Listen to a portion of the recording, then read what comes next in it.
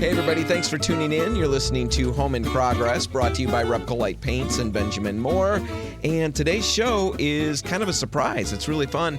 It's going to be a blast from the past. I'm in the studio with Hailey from the show, Hailey Johnson, and we're going to talk about some stuff that she's got going on in her life. She's doing a lot with art, and we're going to get to all of that and touch on some interior design tips as well at the end.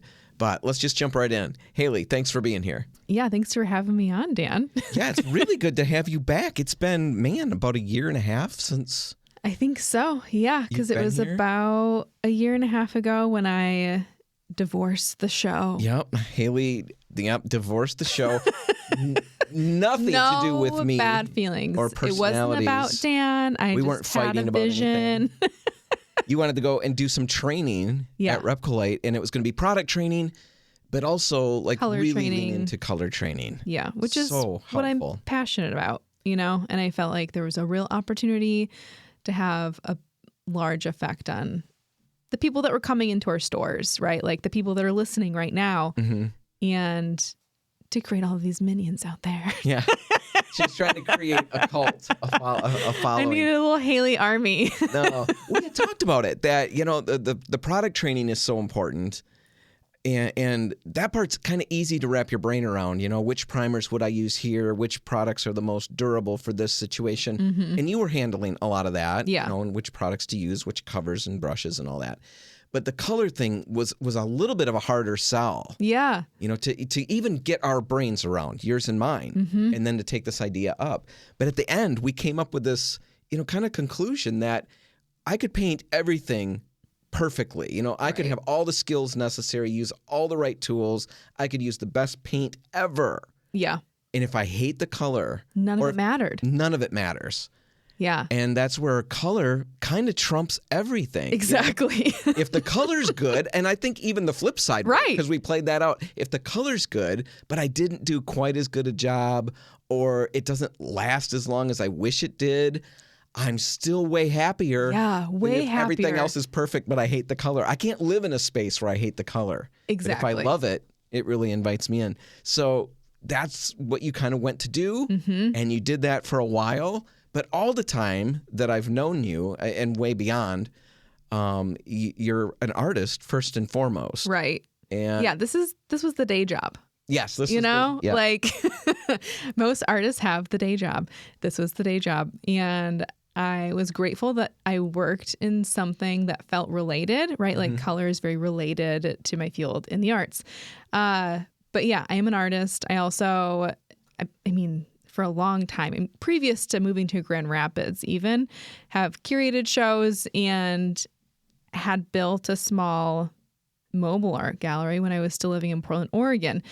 And you guys all heard me talk about renovating my garage so that I could have this new version of what in Portland was called Hammer Space Gallery. Your little portable. Yes.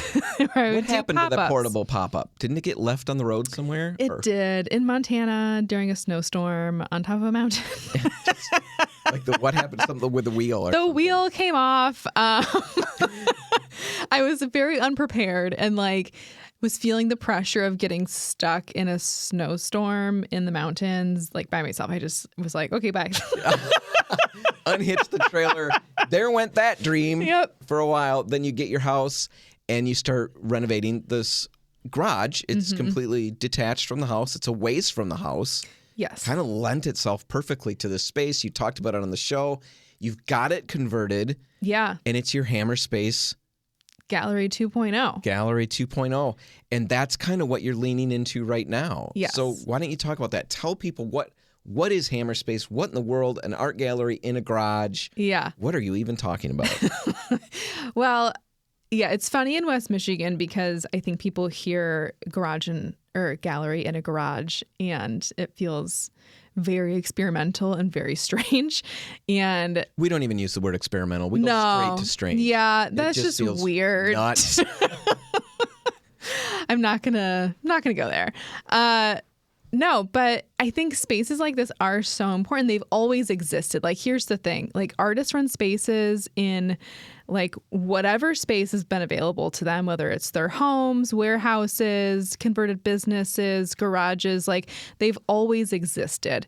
From the beginning of time, artists have needed spaces to work and show their work before they can end up in museums where we go and see them later down their career path. But before they can get into a museum, they have to have smaller venues, artist-run spaces that are willing to trust them enough to make some mistakes potentially, because that's not an option. Once you get into high-end galleries or museums, you can't make the mistakes anymore. You have to by have hosting an artist that you. Is that what you're saying? It's kind of an unknown. Yeah. Okay, You know, like you don't just get invited into a museum without having established clarity of vision that you know how to put on an exhibition.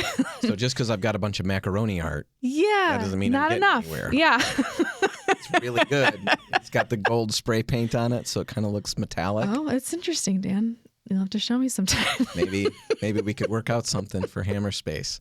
We'll talk about that off air. Yeah. So are there lots of these areas? I mean, there's not a lot of places around us right here like Hammer Space. Exactly. And there's been like a real need for other artist-run spaces to exist in West Michigan in general. Do we have a lot of other spaces where like established artists can show up and display their stuff? Or is it just a dearth of all of this? Right. Like there's a few galleries in Grand Rapids, but nowhere near the amount that there should be, in my opinion, for a city that actually has like a legitimate art school downtown. Like not just a college with an art program, but an art school, right? Kendall is right downtown. We have, how many artists graduating every single year in our city, and where are they showing their work afterwards? How are we retaining any of those people that have moved to our city and giving them places to show? And I'm the type of person that, like, if it doesn't exist, I'm just going to make it myself. And I encourage everyone to do that. Like, if the table doesn't exist, if you're not being invited to the dinner, just build your own table. And then eventually, guess what? You get invited to the table of other people's stuff. Like, I've seen that work for myself, even just in running Hammer Space Gallery, showing work in my backyard. Now I'm getting invited to show my work other places, because you just have to establish clarity of vision first. And it's a weird, like, cart before the horse sort of scenario where you have to have the experience to get the experience. And so Hammer Space is really a gallery focused on giving artists spaces to show work that might not make it into a commercial gallery because it's not super sellable, right? There's that facet too of, I'm not a painter personally, and I know a lot of wonderful painters. They have some options available to them for showing their art that installation artists and sculptors just don't have the luxury of. We can't hang this cleanly on a wall. It takes up an entire room. So now how do you get someone to give you that amount of square footage dedicated to just your work?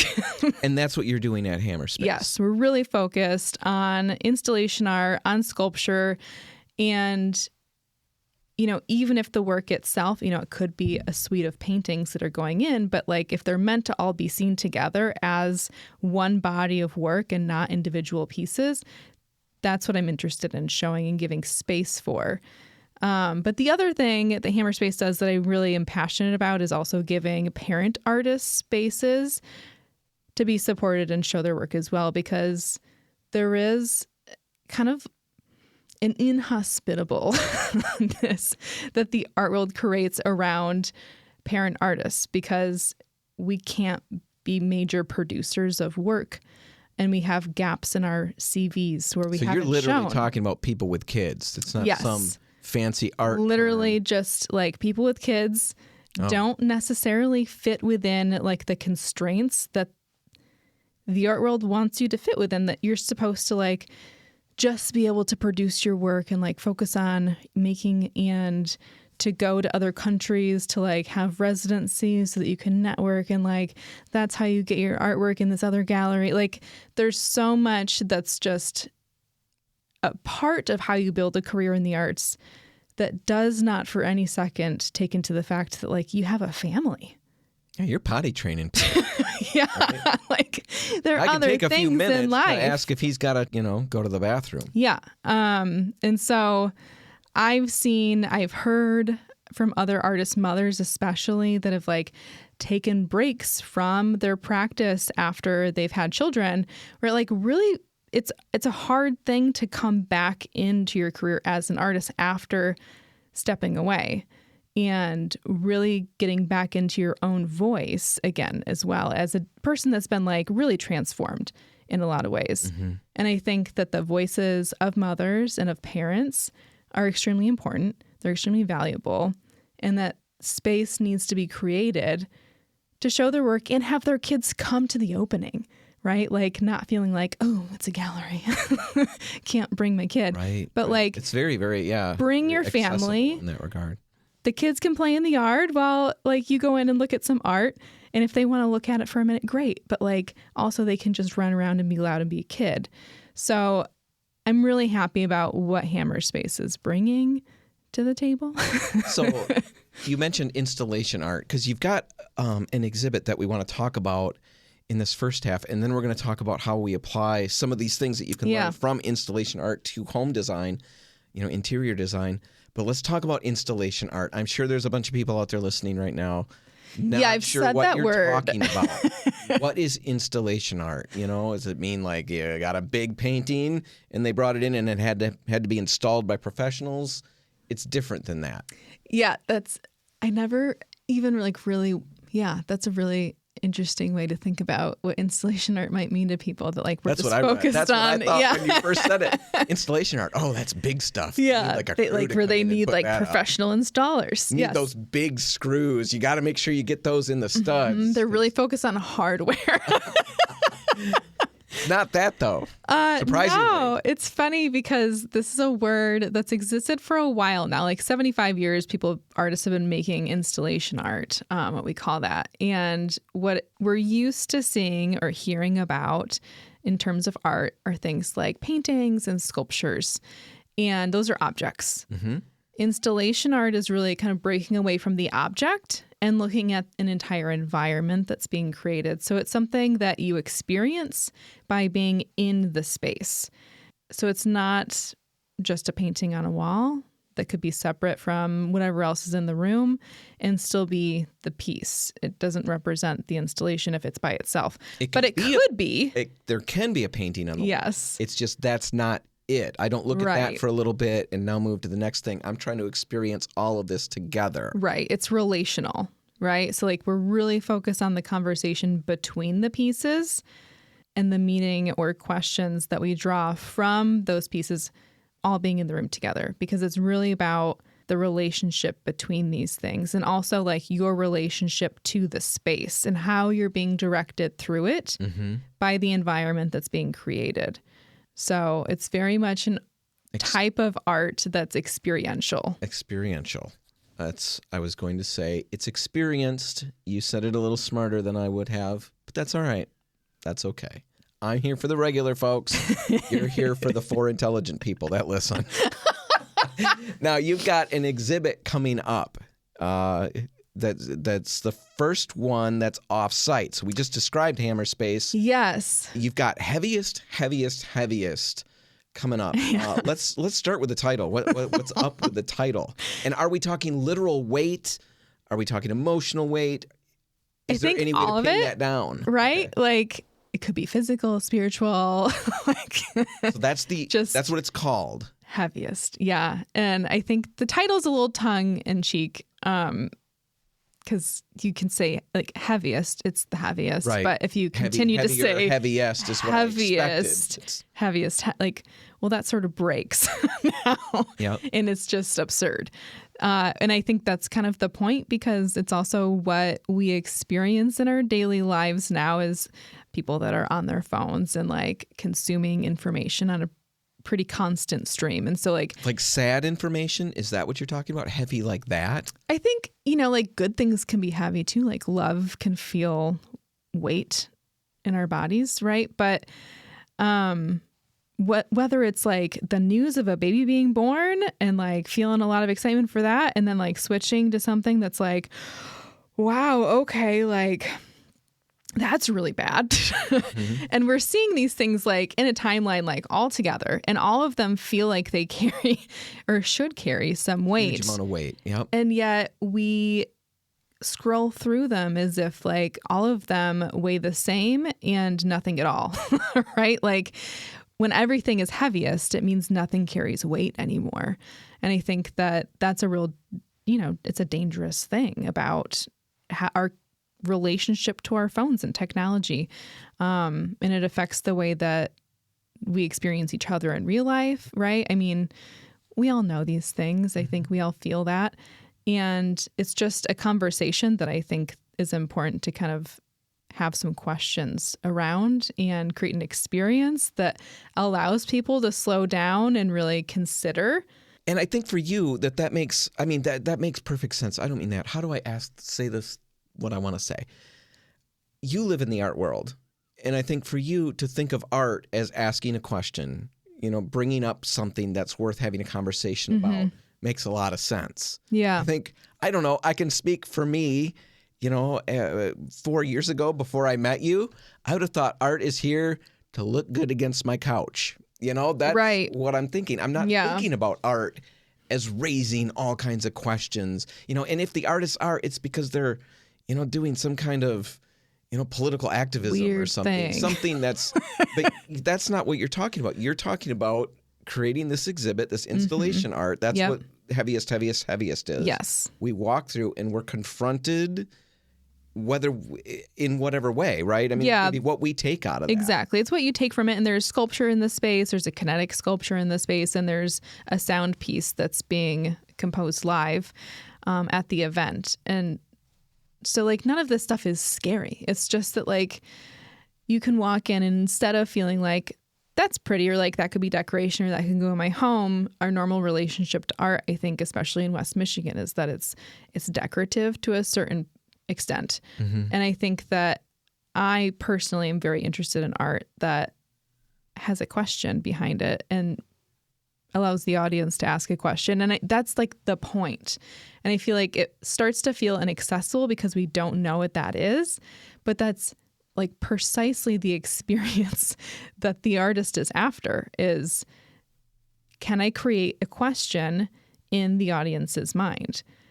And so, if you walk into the room and you just have a lot of questions about like what you're looking at, then perfect, like mission accomplished. So for anybody listening, I mean, I'm sure that they're hearing some of this as highfalutin and, it's very heady stuff. And I'm not that. That's not me. This is for anybody. And like you said, there's no fear that should be involved. You don't come and nobody's looking at you for answers. If you walk in and you're completely blown away, I have no idea what's happening. Yeah. Where am I? What is going on? Everyone in the room is feeling the same thing. You've made it. Yeah. You're one of the group. You're one of us now. And that's really, I get trying to get over that hump. Yeah. Because that was it's tough. Hard for me to do. I've gone to a couple of these to see what you're talking about. And I don't understand what you're talking about all the time, but I don't need to. Right. I can raise questions, ask questions, and I may not leave that with any idea of heaviest whatever. I'm going to get my own version of something. Exactly. But doing that, as weird as it sounds, and it maybe does to a bunch of people listening, there's so much value to be had in that. It's a new experience. It's thinking about something in a new way.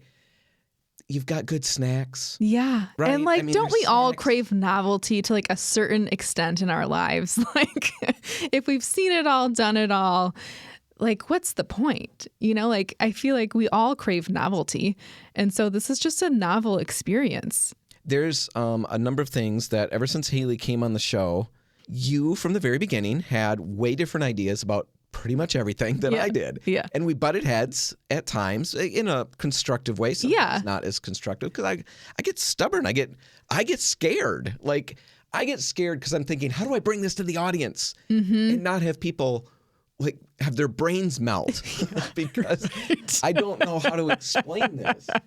And yet, what I've learned by stretching is, some of my favorite things, some of the lessons is the wrong word. Some of the things that I think about that have changed who I am most have come from things that we have done, you and I, on the show or for events that have pushed me way outside. David Lynch. Yeah. We did a design event talking about David Lynch, who's a weirdo. He's a weirdo. In a lot of ways. He's a weirdo. You told me don't even listen to him speak. Yeah. Because you can't listen to it. Just read what he said. Because if you listen to him speak, you're going to tune him out. But I got through it. And I learned so much from that man. And it's so interesting. And I would not have been there had you not pushed me out of my comfort zone. Frank Gehry, you name it. I mean, there's all kinds of people in this world. I always bring up Picasso because I didn't go to art school, but I had a wonderful art history class that was a whole year's worth, and I loved every moment of that. And I would just think, I don't get what they're doing. How do people think these are, just geniuses? And yet once you start to realize what they're pushing and the questions they're raising, it becomes so interesting. You just start to see things. You start to ask more questions, be willing to try the next thing. Yeah. So I really encourage you, if you are even remotely interested, this is coming up when? March 14th from 4:30 to 7:30. Where is it? We need to talk about where it is, too. So it's at Do Not Start, which is a new nonprofit. It's an art collective, I guess is what I would call it. But they've got studio spaces for artists that are affordable. They have community spaces that can be rented. And also just like giving artists access to things like a wood shop, screen printing, space and materials for a monthly membership fee, which is just really important to have those resources available in our community. Again, when we have a literal art school not far away from it. Where are these graduates going? What are they doing after they leave school? And it's a great opportunity. So Do Not Start. It's March 14th from 4:30 to 7:30, and it's in Southwest Grand Rapids. There's like 4 warehouses on Godfrey now that all house creative businesses and artist studios. So it's a very up and coming area with lots of interesting shopping and you're supporting the local art ecosystem in a way that hasn't existed here in many years now. Now there's no cost for it. Nope, there's no cost. It's a free event. So if you want to make a donation, we're nonprofit, so we would love it, but it is not required. All right. And when people get there, I mean, maybe 2 minutes, 1 minute and a half. Yeah. What are they going to experience? So it's a large warehouse that you're pulling up to, right? Like this warehouse is 21,000 square feet, and you're going to find parking either behind the building or on Hall Street. And when you enter the building, you're going to walk into a space that's filled with artist studios, sectioned off like cubicles. And then you're going to go upstairs to where the art exhibition lies. Up there, you'll experience sculpture and sound, and you'll snack on some meats and cheeses and crackers and drink some wine. Boards. And just enjoy talking to your friends in a different environment. Can you talk in this space? Yes, you can talk. How long you can laugh. Take me to wander through it? Can I weep? Should I feel the desire to weep? I mean, it's open to whatever you... Whatever emotion. Whatever you... How long does it take me to traverse the area? Is there a time? I mean, is it huge? Am I going to be there for... Well, it's open for 3 hours. It's open for 3 hours. Do I need 3 hours? You could spend 5 minutes in the space if you wanted to. I'd be happy you came out and saw it. Yeah, I'll be there. It'd be fun to see people that know me from my RepcoLite era. Yeah. So we'll put all of that in the show notes if you want to check it out. Encourage you to get out there. Just stretch your boundaries a little bit. I mean... What are we doing in March anyway? Exactly. Like, what else is there to do right now? Go out. You'll be smarter for it. Right? Yeah. I mean, yeah. We'll all be smarter. All right. Let's take a break. When we come back, let's talk about applying some of this installation art and the concepts of it to our own home design. Should we do that? Let's do it. All right. We'll be back in just a minute. Stick around. Home in Progress is brought to you by RepcoLite Paints and Benjamin Moore. You know, people often think of paint as just another line item on the project supply list. But here's the thing. Everything you do, every hour of prep, every stroke of the brush, all comes down to the quality of the paint. The paint is the project. Make sure it's the best. And I'm in the studio with Hailey Johnson, previously from RepcoLite. Currently, Hailey is the director and curator of Hammer Space. And we're talking about an art exhibit that she's got going on coming up March 14. We talked about that last segment. Now we want to focus on different lessons, interior design lessons that we can learn from installation art.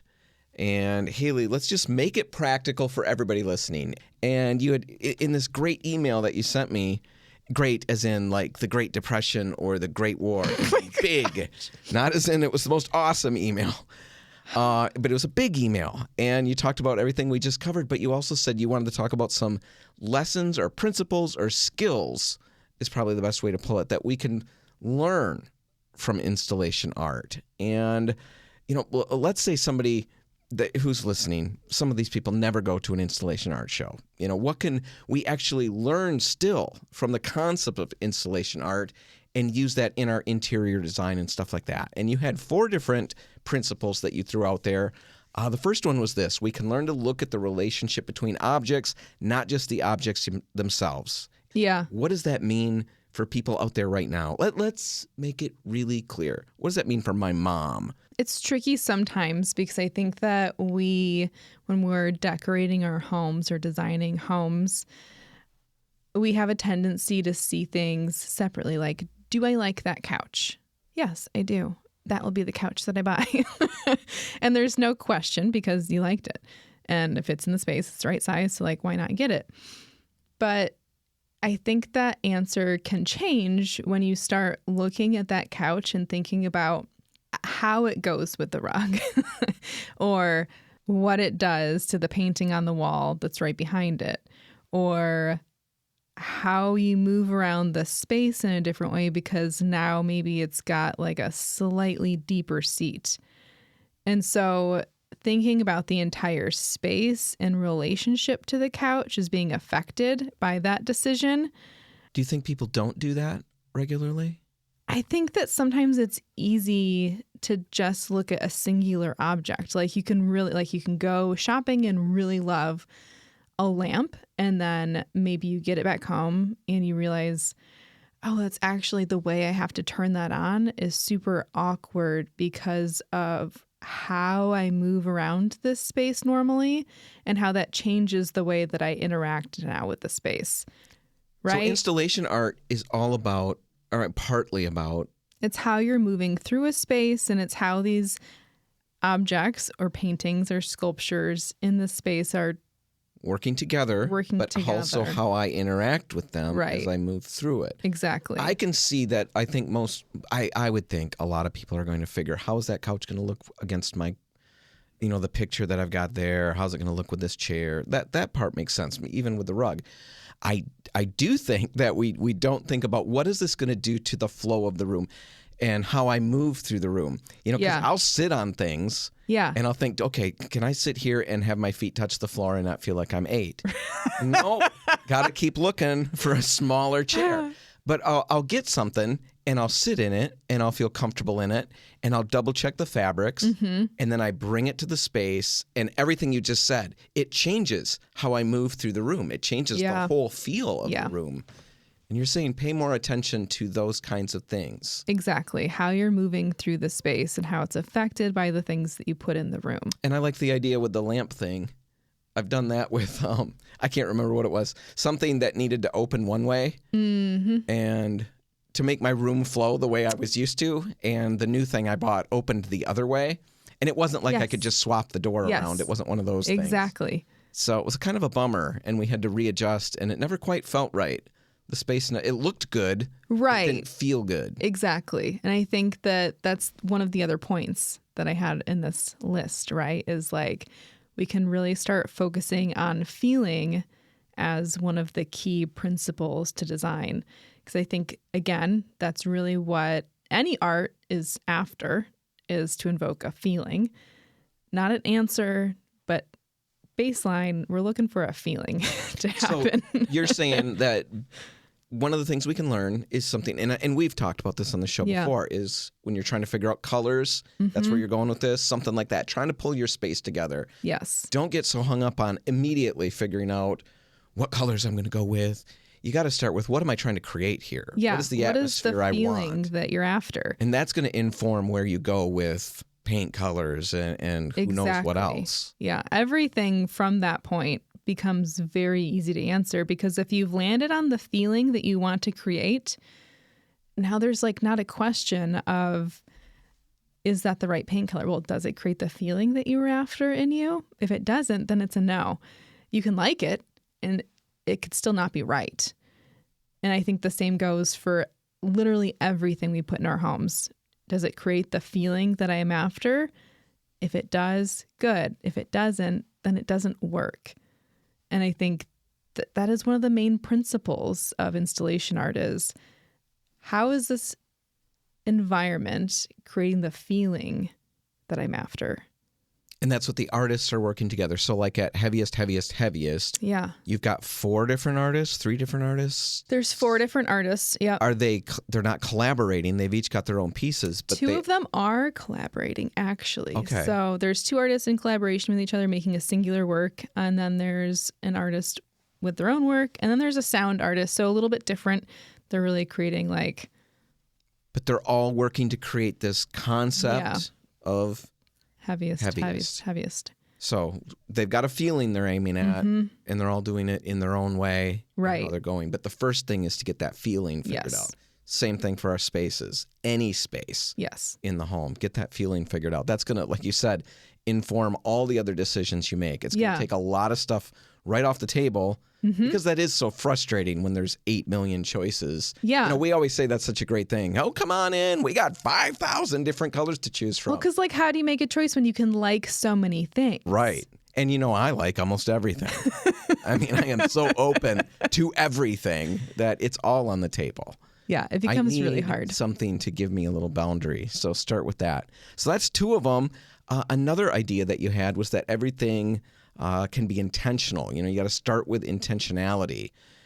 In installation art, every material choice matters. How do we connect that to the interior of our homes? I think this is, speaking from an installation artist perspective, I think this is like one of those things that can drive you crazy. So like, you know, take this for what it is. Okay, so what you're saying might not take away the crazy. It might add to the crazy. This is probably going to add to the crazy.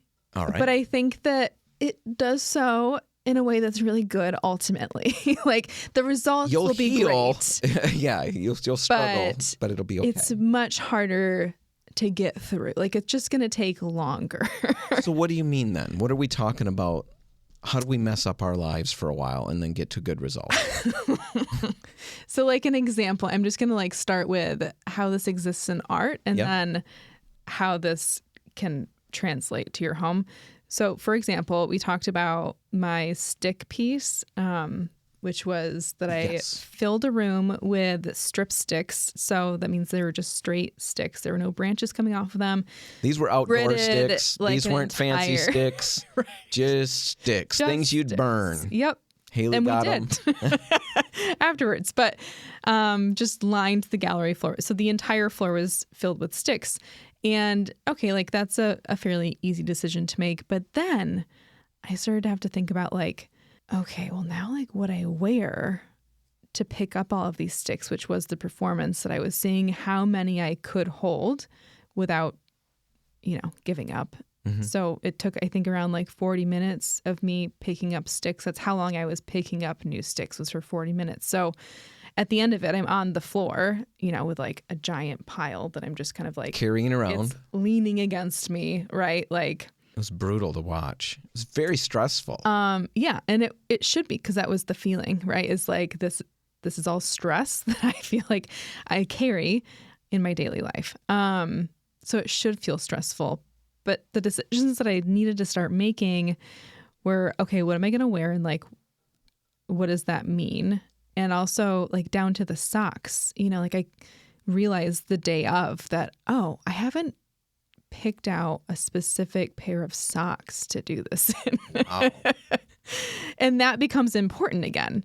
Like, okay, like that does need to be a decision, that it can't just be whatever socks I pull out of the drawer. It needs to be like, okay, why those socks? So I can see where the driving you nuts thing comes in. Right. And I think that applied to a home, like the design can just become extremely intentional in that way, because now we're not just picking like a lampshade that fits the lamp that we have. We're picking a lampshade because of, okay, what does that material do in this space? Why is it important that it's that material? Why is it important that it's that pattern? Why should it be metallic over black? All of that you can start to create some meaning from. And so it's not just picking out a lamp because it lights up and it works and like it fits, but because every single part of it was exactly intentional for the space and the environment that you're trying to create. Well, the end result is so rewarding, versus something that's just whatever you picked. But yeah, it's quite a process. Yeah. To get it right. Now, I've done that not with a singular piece, but like things that I started collecting to go in the house. At first, as I'm creating decor, finding decor, I'd go to a couple department stores and you just buy things that look good. Well, I kind of got away from that because I started finding all these really unique pieces, and the unique pieces started to be, what I would find is that I would go and over the course of 3 or 4 months, whatever was in my head at that time becomes something that I keep resonating towards. Yeah. So I find these little things that have all these little gears in them. Yeah. I don't know why that matters to me, but I think it's the coolest thing in the world. So now when I'm going and finding new things, I'm like blind to all these other things that maybe in 8 months I'll find and like. Right. Because right now I'm looking for things that are all built around that concept, and I'll find things that maybe aren't gears, but they look like gears and they turn like gears, but there's something different. So I'm bringing those in. And it sounds ridiculous. I don't even know if it makes sense to anybody, but when I'm done, these things that I've created, they've got a story for me. They've got a journey that I've been on, and they all matter. You have a relationship to the thing that you're putting in your home in a different level than like, okay, that fits the requirements, and so it's in. You're creating a relationship. It's like kind of applying the same logic to meeting the people. I think we can all be like really intentional about the people that we have in our lives and that we feel connected to. And I think that we can apply that to other things. I like that. Life. I think that makes a lot of good sense. Hailey. You get a thumbs up for that one. Not easy to do. Yeah. But it's really rewarding. It's really fun. The last one you had, I really liked. I got to find it in my notes. Your idea was that installation art can inspire us to invite curiosity. And I think this is really big. We've talked about a lot of how important it is on the show to be curious. How does this really apply to interior design in your mind? Why is curiosity important? From my mom. Yeah, exactly. She's got her notepad out right now. I can hear the pen clicking. It's so specific. It's for like every reason that you just kind of talked about with your gears, right? Mm-hmm. I think there has to be a moment in the story where we're curious, or else we're not really drawn in to the world. If we're not curious about something that we're reading, then like how drawn in can we really be if we don't have questions, or like if we don't feel that level of connection that invites some curiosity? I think like going back to relationships again, like I think relationships that have some lasting power are the people that continue to surprise us. Like if we know everything that person's going to do forever, like you lose some interest over time. And you've seen a movie for the 7th time. But if they keep you guessing, like if you can continue to be curious about what they're going to do next, then you stay engaged, right? And I think that that's a really important thing to bring into our home so we can continue to feel engaged by them and connected to them, not just we know them and we will know them forever. So with stuff in our home, it's not really about bringing stuff into our home. That's not what you're talking about. You're talking about just nurturing the idea that I don't know it all yet. I don't understand everything yet. And I'm going to keep digging. I'm going to keep exploring.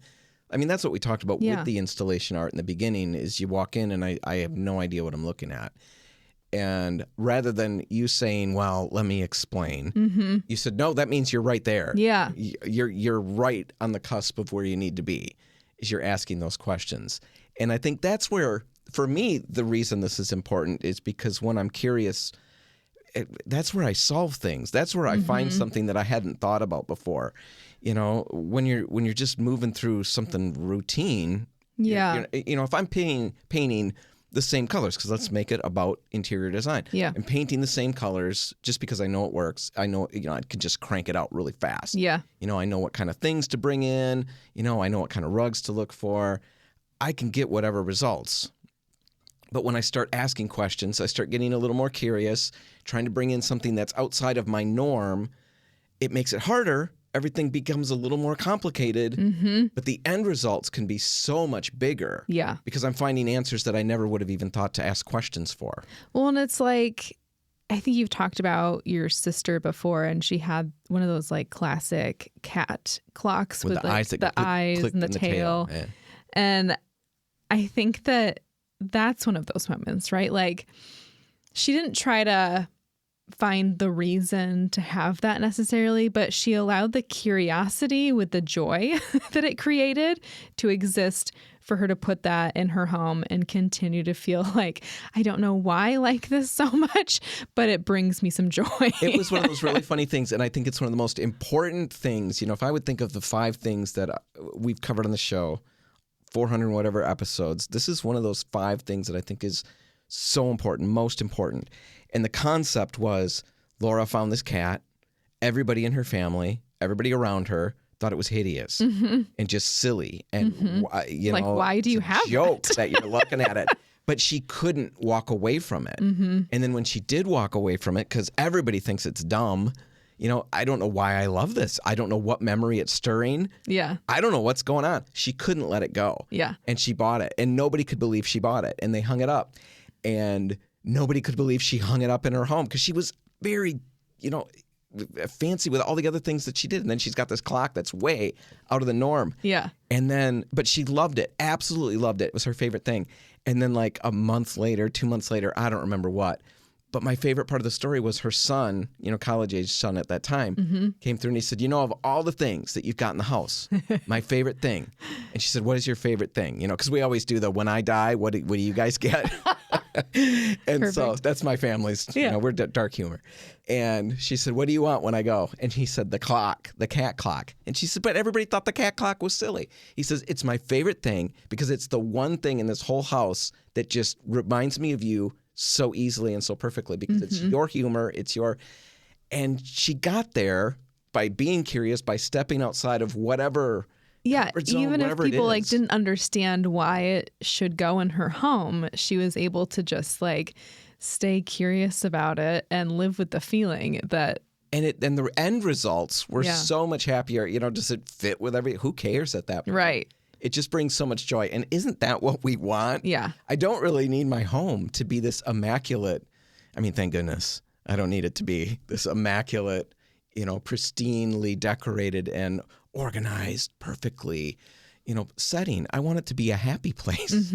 That's first and foremost what I'm after. And that's what I found with all those weird gear things. Right. That's what Laura found with that weird cat. It makes you laugh. You have fun with it. I don't care who comes through and pulls their nose up. No. Unless it's Hailey, because you're so clear about it. You don't even hide it a little bit. But this stuff you would like. Yeah, exactly. Because I think that it has a soul to it at that point. That's the word right there. It has a soul to it. Yeah. It's just a different level of connection that you have to those objects than the ones that we're supposed to have or that look right. Whatever that is. All I know is it's a lot more fun. I mean, it is way more fun to go searching, questing for things to fill your home on a slow scale than it was ever for me to go somewhere and buy 12 of these things at once and now I'm done. Yeah. They all go together. They all look great. There's no soul in that. Not in my house anyway. I've got to have these little pieces. So invite curiosity. I don't remember what the other ones were. I don't have to recap them. People were there. Push rewind on the tape deck and you can hear again what those other things were. But that's the beauty of something like installation art where it is pushing us a little bit, a lot of us, and it's outside of what we normally think about. But there's still really good stuff to pull out of it, even if in itself that's not your thing. We talked you about, could go in and hate what we have presented and I'm like, beautiful. You came and you Really? decided that like this makes you feel Vomitous. like you don't like it. Like that's still, because why? Like, why don't you like it then? I think becomes the question that you can think about. Like, okay, yeah, what is it about this that I don't like? Like, where is the feeling, or like, what is the material that's doing that? Or like, is it the lighting conditions? Like, and that can be a good thing. Like, I don't think that we should feel good about the level of disconnection that we feel from like human weight, right? So like, yeah, maybe it doesn't make you feel happy. And I think that that's like completely valid. And I think that's the hard stuff when it comes to art, is that not all of it is going to make us just feel joy. Like, you can live with feelings and it's okay. Well, I know that, yeah, like your performance piece with all the sticks. Yeah. You know, what was that called again? Fistful. And there was no, I don't know what Hailey was intending to convey. There's an idea, because you've got an idea that you're trying to convey, but that's not the sole idea. It's free for whatever. And I'm watching you collect these sticks, and as she's going around, at first you got an armful and it's easy and it's kind of fun, and then it's getting heavier, and as we're watching the movie of it, because you filmed it, it's getting harder for you to hold them, harder for you to go. I'm getting antsy. You're trying to hold them with one arm and then reach to get other ones so you don't have to slide yourself across the floor with all of these other sticks. And all I'm thinking about are, you know, people who struggle with addictions, who it would be so good to let this go, even if you've got to reach for this other one. But this compulsion is taking over. You can't let go. Yeah. You're stuck with this burden that you're bearing. Yeah. But even though this burden is killing you, you're still reaching for another piece to add to the burden that's killing you. And I started thinking about all the things that I carry. Yeah. And, you know, at the end of the day, it was not a pleasant experience in that regard. And yet I'm still thinking about it. I'm still talking about it because it was a really powerful thing. And it helped me get inside my head and ask some questions. And I can't think of an example right now. There's been one or two times since that where I was doing something, not picking up sticks, nothing physical. And that went through my mind. I thought, I'm kind of doing the stick thing right now. And whatever you meant by it, that's one thing. That's what I took from it. And it has impacted me. And that was a year ago, right? Yeah, a year ago. There's a lot of value in art that we have no idea. And let me tell you, I don't have any idea. I don't understand half of what Hailey talks about. I nod, I smile, and I try to understand as best I can.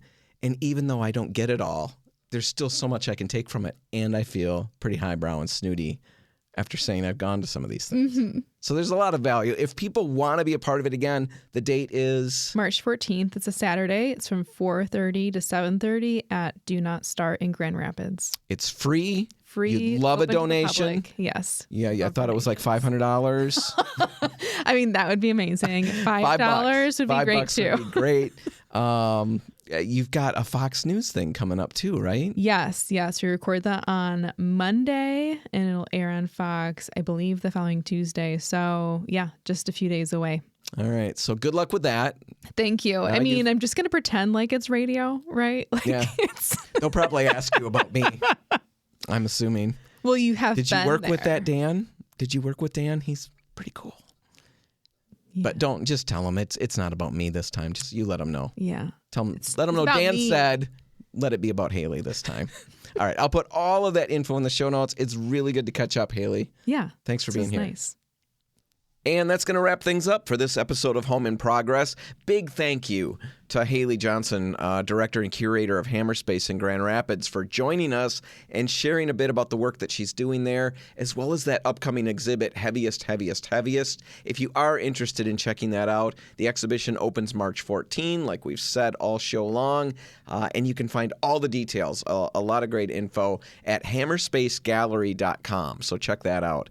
If you enjoyed this episode, make sure you subscribe to the podcast wherever you listen so you never miss a conversation. And if you know someone who really enjoys interior design, creativity, art, or just hearing interesting stories from people doing really fascinating things in our community, feel free to share the episode with them. That'd be great.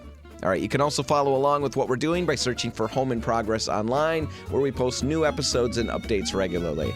Thanks again for listening. For Home in Progress, I'm Dan Hansen. I'll see you next time.